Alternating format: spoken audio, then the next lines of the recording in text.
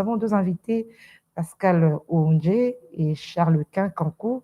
Pascal est déjà là dans ce plateau de kiosque. Bonjour Pascal. Bonjour Gisèle et Toko.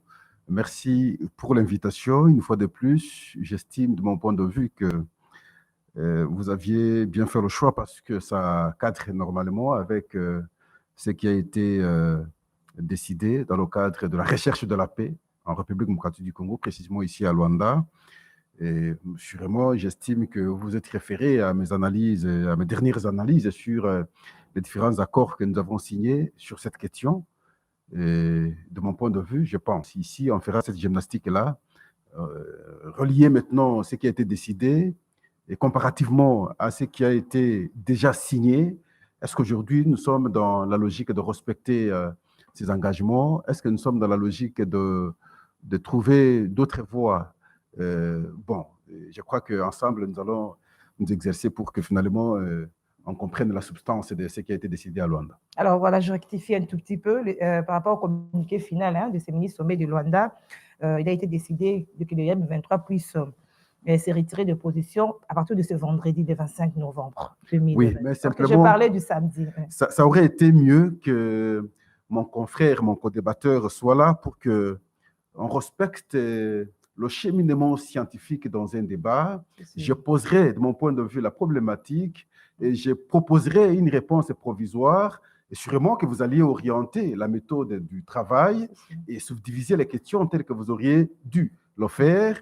Et chacun allait maintenant donner ses points de vue et c'est simplement à l'issue de ces points de vue qu'on allait prendre une conclusion qui permettrait finalement à nos différents téléspectateurs de comprendre. Malheureusement, je constate jusque-là, il n'est pas là. Il est en route, Charles Kanko est en route. Il va nous rejoindre. La question de ce qui a été décidé à Luanda. On commence par ça ou on débute avec la CENI, les annonces? Tout dépend pour chuter par ça, parce que je dépends de vos orientations. Alors nous commençons par l'annonce du président de la CENI. Le calendrier électoral sera publié ce samedi. Le train des élections est en marche. On peut dire qu'il y aura réellement élection fin 2023 en République démocratique du Congo. Je sais toujours qu'il y aura élection. De mon expérience, parce que le problème avec nous, c'est que souvent, nous manquons un background. Lorsque nous sommes sur un plateau de télévision, parfois, nous analysons les choses, nous voyons juste le présent sans se référer au passé. Que ce soit les élections organisées en 2006, que ce soit en 2011, que ce soit en 2018, les doutes n'ont pas manqué. Surtout du côté de l'opposition, on n'était jamais sûr que les élections seraient organisées. Et en fin de compte, on organisait toujours les élections.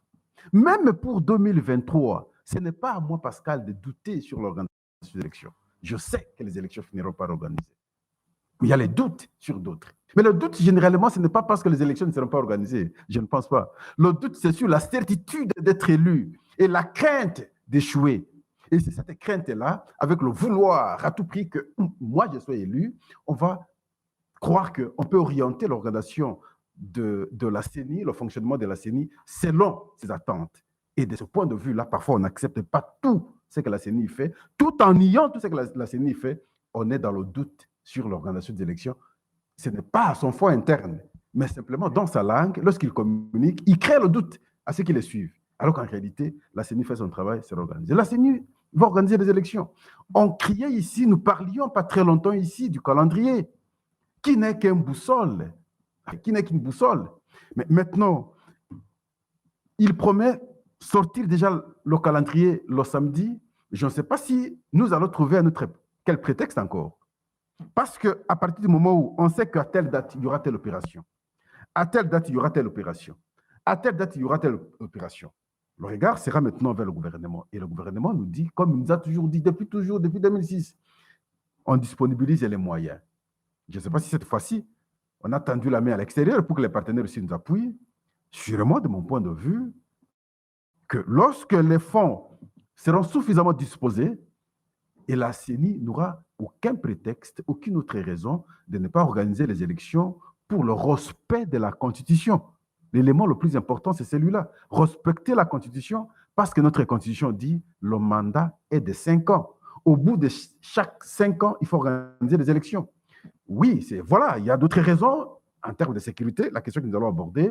Mais à ce jour, nous souhaitons que nous retrouvions la paix totale à travers le pays pour que le fonctionnement des institutions soit harmonieux et que rapidement on organise les élections, qu'on ne connaisse pas de perturbations dans l'organisation des élections, simplement parce que nous avons l'insécurité. Justement, par rapport à la paix, Pascal Oonje, est-ce que ces élections dont le calendrier sera publié ce samedi et la question, le quid, c'est par rapport à la partie Est, Nord, Kivu et Ituri? Oui, le souhait, l'attente, le vœu, n'est-ce pas? L'espoir de chaque Congolais, c'est de voir cette partie du pays y retrouver la paix, parce que nous devons le dire, au-delà des élections, nos frères et sœurs souffrent beaucoup. Je vous disais la fois passée ici, imaginez, le M23 prend une ville. 2 jours après, c'est les FARDC qui reprennent cette ville-là. Le mental des enfants, la stabilisation des foyers, sinon la stabilité des foyers, les conditions de vie, mais c'est très pénible. Et autant de fois, ils le font. Et chaque jour, il y a toujours des cris de pleurs parce qu'il y a des attaques à temps et à contre-temps. Mais c'est très pénible. Voilà pourquoi un effort collectif est à ce jour demandé, que ce soit sur le plan spirituel, que ce soit sur le plan financier, que ce soit sur le plan matériel, que ce soit sur le plan physique en termes d'engagement, que ces efforts soient déployés pour qu'une fois pour toutes, cette fois-ci, on retrouve la paix dans l'Est de notre pays, qu'on permette nos frères et sœurs, cette fois-ci, ou sinon cette fois-là, de vivre en paix comme d'autres parties du pays les vivent, quelles que soient les conditions économiques. Et c'est l'attente de chacun de nous. Alors, le calendrier sera publié le samedi. Est-ce que ce n'est pas par rapport à un défi à relever, par rapport à la pression et en finish, nous aurons des élections bâclées? Ce n'est pas ça dans l'idée de cette publication. À ce jour, de mon point de vue, c'est aux partis politiques, à chaque prétendant, de pouvoir affûter maintenant ses armes. Ça veut dire s'organiser pour affronter ces élections. Mais simplement, j'ai une autre lecture, toujours à travers mon expérience, parce que je vois 2006, 2011 et 2018, aujourd'hui nous parlons de 2023. J'ai fait une proposition, une proposition assortie d'une observation, je dirais, scientifico-politique. Pourquoi? Parce que, de mon point de vue, Pascal, je me rends compte souvent que le temps que nous avons pour gérer le pays, les 5 ans que nous avons acceptés dans la Constitution, malheureusement, nous avons fait l'imitation de ce qui s'est fait à l'extérieur. Nous avons, en tout cas, importé, n'est-ce pas, cette culture sans apporter ce que nous avons comme, en tout cas, aussi acquis. Malheureusement, nous avons accepté 5 ans pour gérer le pays. Oui, ça peut aller. Mais j'ai toujours estimé que les 5 ans-là suffisent pour ces pays qui sont déjà organisés, les pays qui ont des bases, les pays qui sont bien. Je pensais de mon point de vue, pour éviter des discussions, vous allez voir, nous aurons les élections, vous aviez dit, en termes de revendication, des contestations, ainsi de suite, nous allons encore connaître. Et quelle est ma proposition, en fait? Sur les 5 ans, vous allez vous rendre compte que nous prenons une année de l'organisation des élections et une autre année, n'est-ce pas, de la préparation pour asseoir effectivement le pouvoir. Donc, nous perdons 2 ans, sinon 2 années, et celui qui est élu ne gère le pays que pendant 3 ans, en toute réalité. Et c'est comme ça que je dis, ça c'est moi, n'y a-t-il pas moyen, avec nos intelligences, avec nos génies, faire une proposition telle que le mandat, c'est 10 ans, pas de renouvellement. Donc, quand vous êtes élu, vous avez 10 ans. Et sur les 10 ans-là, nous allons perdre la première année, parce que celui qui est élu va chercher à comprendre le fonctionnement de l'État et d'autres institutions, et pas l'Assemblée nationale, même les gouvernements, et ainsi de suite. L'autre année, c'est la préparation des élections. Et donc, on peut avoir 8 ans où on gère le pays. Donc, on change, on passe de 5 à 10. Ce sont des propositions. Selon vous. Et on peut avoir 8 ans, vous êtes élu, et vous savez que j'ai mes 8 ans de gérer le pays. Ça va nous éviter des conflits. Trop. Non, ça va nous éviter des conflits parce qu'à la finalité, surtout dans nos pays africains, vous allez vous rendre compte que celui qui a été élu au premier mandat a toujours la possibilité d'être réélu. Il a toujours les 10 ans. il risque de faire maintenant 20 ans. Non, ça veut Il dire que demandait si encore on vous accorde... 10 ans de Non, la plus, Constitution va verrouiller cette fois-là, comme on a verrouillé ici. Aujourd'hui, nous avons 5 ans, une fois renouvelable, point. Kabila a connu ça. On peut aussi dire, quand vous êtes élu, vous aviez un mandat de 10 ans, point. Pas de renouvellement. Et ça permet à celui qui est élu d'avoir le temps de s'organiser aussi suffisamment pour booster le développement. Parce qu'ici, nous avons toujours des débats sur qui a été élu, qui n'a pas été élu, ça nous prend le temps, ça crée des conflits. Lorsqu'il y a des conflits, il y a des fissures sociales, tout ça, ça nous crée toujours des problèmes. Le temps de gérer le pays, c'est à peine 2 ans, 3 ans. Dans ces conditions, pour avoir un développement dans des pays comme les nôtres ici, de mon point de vue, j'estime que ça va encore nous demander beaucoup de temps. Parce que élection, lorsqu'on y va ici, même si consciencieusement on sait qu'on n'a pas été élu, on se réclame toujours avoir été élu. Posez la question à un député qui n'a pas été élu. On a volé mes voix. Même un député dit, on a volé mes voix. J'ai été élu, mais ça a été ainsi. Mais vous n'avez pas été proclamé. Sois humble pour dire que vous n'avez pas été élu. Et si les députés le disent ainsi, en fortiori, ceux qui compétissent au niveau présidentiel.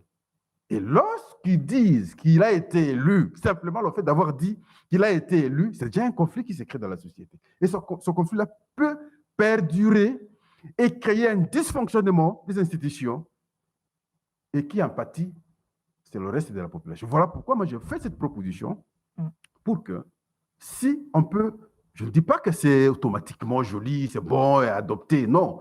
J'ai fait appel maintenant aux intelligences de pouvoir apprécier. Si ce n'est pas, disons, la fourchette peut être à quel moment pour que, si on est élu, Pascal est élu, qu'il ait le temps de gérer correctement le pays. C'est à nos téléspectateurs et aux Congolais d'apprécier. Alors, puisque vous avez évoqué la question du temps, avec le temps qui reste, est-ce que nous aurons vraiment suffisamment de temps, pour ne pas me répéter, à bien organiser, au risque de se retrouver, par exemple, avec des infiltrés qui viennent aussi se faire enrôler, qui votent aussi. Oui, mais non, le temps est là. Parce que je m'en souviens, je suis sur l'expérience. 2011, Ngoï Moulou n'en a pas eu beaucoup de temps. Ce n'est pas que ça a été une bonne expérience en termes d'organisation des élections. La conséquence, nous savons comment, bon, entre guillemets, Tshisekedi avait prêté serment chez lui. Voyez-vous, il avait estimé qu'il avait été élu. Nous qui les soutenions à son temps, nous avons estimé qu'il avait été élu. Il avait prêté serment chez lui. Par rapport à son temps, ça peut aussi créer problème. Mais simplement, il ne manquera jamais de contestation. En tout cas, il ne manquera jamais. Même quand c'est bien fait. Mais ce qui est plus important ici, c'est de rassurer la bonne organisation des élections. Mais j'aurais voulu, moi, parce que vous avez parlé des infiltrations, si on pouvait avoir le temps et privilégier, voilà, je reviens maintenant dans mon hypothèse de 10 ans, faire pour qu'on ait le recensement d'abord, de ce recensement, on soit à mesure d'identifier qui est congolais, qui ne l'est pas, qui a l'âge de voter, qui n'a. Parce que même lorsque nous allons à l'opération de l'enrôlement, même les enfants de 10 ans, on les fait enrôler. Et c'est comme ça qu'après, on fait le toilettage. Et ça pose toujours problème. Vous verrez, dans certains territoires, c'est augmenté dans notre... Parce qu'on a créé cette stratégie de faire enrôler même les enfants. Pourquoi? Parce qu'on ne se connaît pas en réalité. Aujourd'hui, vous pouvez vous rencontrer avec, je prends du coup un Camerounais, vous ne saurez pas différencier le Congolais du Camerounais. Vous ne saurez pas différencier le Congolais du Centrafricain. Il suffit qu'il soit ici, qu'il vous dise, mon village, c'est Bokimpata, dans le territoire des Kolé, dans la province du Sankourou, qui vous dit, je suis de Bokimpata. Vous ne connaissez pas Bokimpata, vous allez nier quand même. Mais il a eu ces données-là, il vous dit, moi je suis de Bokimpata.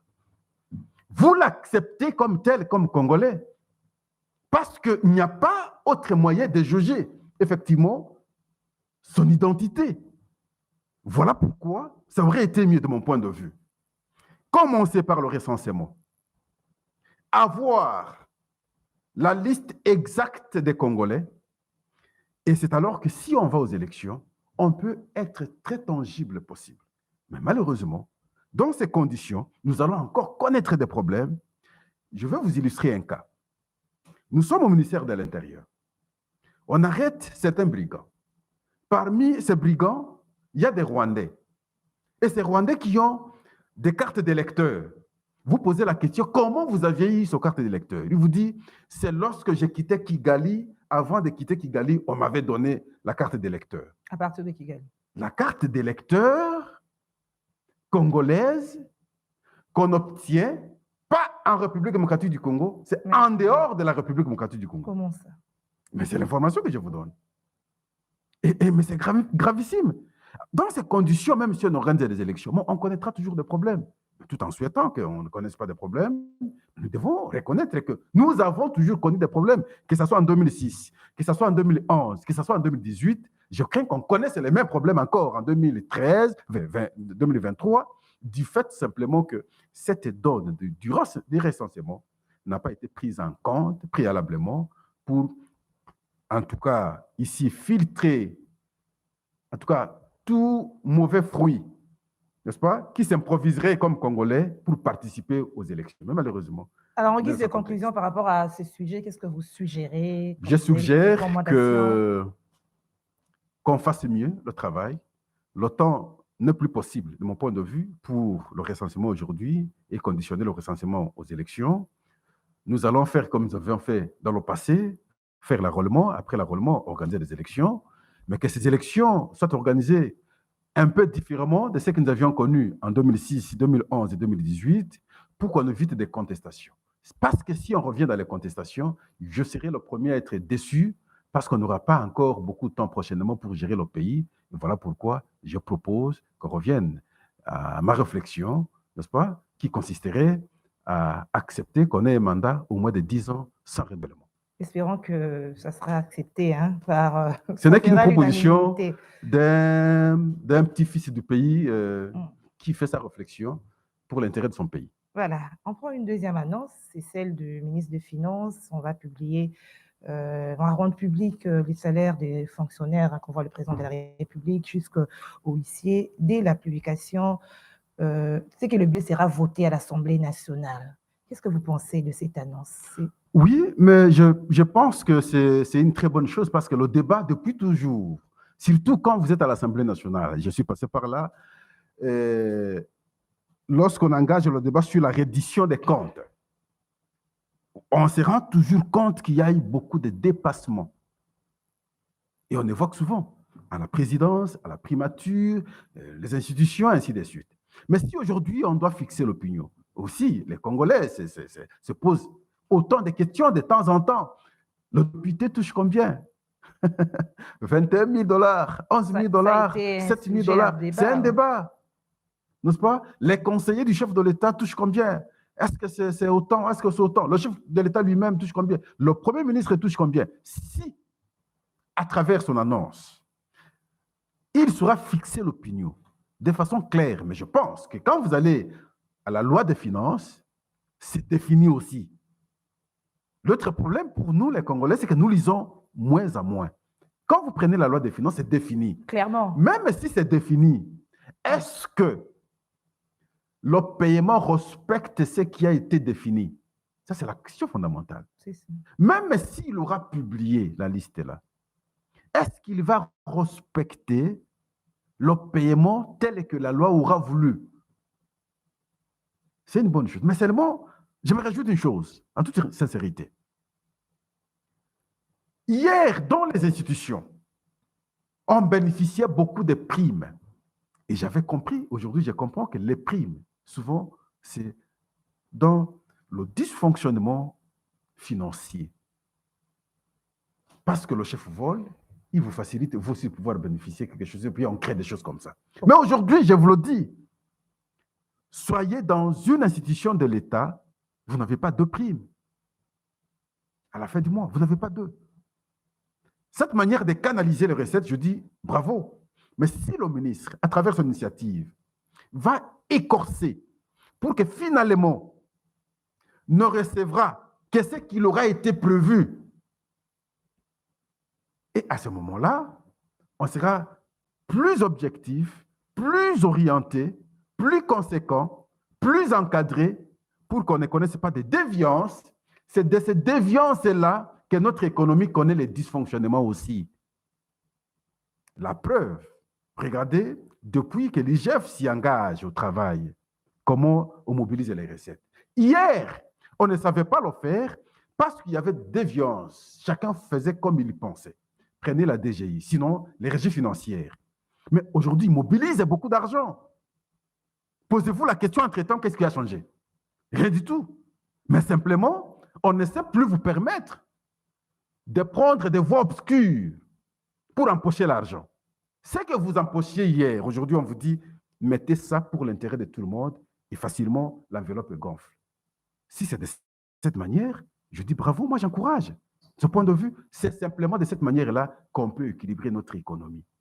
Parce que lorsqu'il y a beaucoup d'infiltration, beaucoup de trous, n'est-ce pas, la caisse nationale ne sera pas remplie, et lorsqu'elle n'est pas remplie, il est difficile de faire une péréquation intelligente.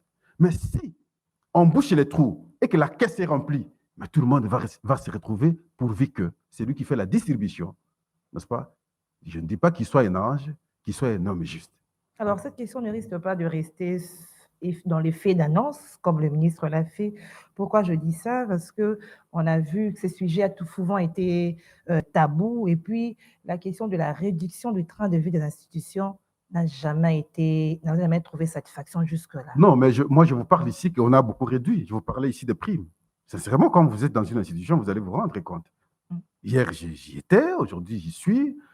Quand je fais la comparaison par rapport à ce qu'on bénéficiait hier, comparativement aujourd'hui, vous allez vous rendre compte. Là, vous parlez des primes, mais je parle des primes, mais effectivement, des primes.